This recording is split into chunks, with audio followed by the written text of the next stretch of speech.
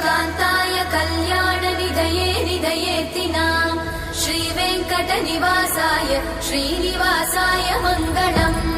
लक्ष्मी सविभ्रमालोक सुभ्रूविभ्रमचक्षुषे चक्षुषे सर्वलोकानां वेङ्कटेशाय मङ्गलम् श्रीवेङ्कटाद्रिशृङ्गाग्रमङ्गलाभरणाङ्गये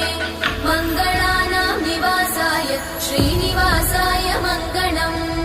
सर्वावयव सौन्दर्य सम्पदा सर्वचेतसां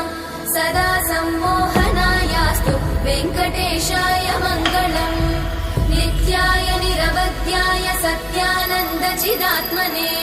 सर्वान्तरात्मने श्रीमद् वेङ्कटेशाय मङ्गलम् स्वतः सर्वविदे सर्वशक्तये सर्वशेषिणे सुलभाय सुशीलाय वेङ्कटेशाय मङ्गलम्।